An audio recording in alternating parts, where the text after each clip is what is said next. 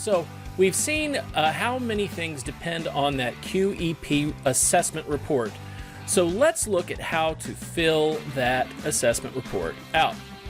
So first of all, where do you get the QEP assessment report? Well, you get it on EagleWeb. Go to EagleWeb, OIRE, look for the QEP section, and you can find the QEP assessment reports there. You can also find the reflection prompts and the rubrics there. We'll talk about those more a little bit in a later video. You can also find the taxonomies in that area. Again, we'll talk about that in a later video. But the form, this is what it looks like. Okay, so we have a header section right here where we show basically the information about the course. And then we have an assessment section where you add your assessment data of how the students did on these 5 learning objectives, budget impact of the QEP, and the description of the HIP and the highlights. This is a place for you to brag. So let's look at all of these components individually. So first, that header, the top portion, course code and section or activity. So here, you would put in your course code if your HIP is associated with a course.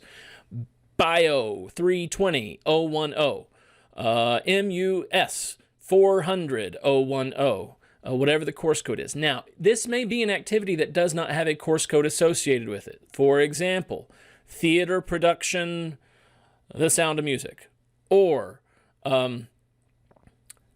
maybe it's a business competition with Phi Beta Lambda. Something like that. So if it's an activity and not a course, go ahead and put that in there in this section. Semester, let me know in which semester the activity occurred. And instructor, who is involved in presenting this HIP to the students. The next portion of this header, the top part. Which objective are you targeting with your high impact practice? Remember, 2, 5, 4, parentheses 5. This is the 2 part, 2 objectives. Is your HIP primarily focused on getting our students to be able to think with a global perspective? Or is it primarily used to get your students ready for the workplace? In some cases, you could even check both. Then we have which HIP did you use? Was this undergraduate research, internship, service learning, or study abroad? Then we have the HIP level, whether it is first year developing or senior level. And to do that, you need to be able to find the taxonomies to categorize whether your HIP was first year developing or senior level. Finally, we need to know whether this applies to the entire roster, if it has to do with a course, or if it applies to just individuals. And if it applies to individuals, please list all the individuals to which it applies. All right.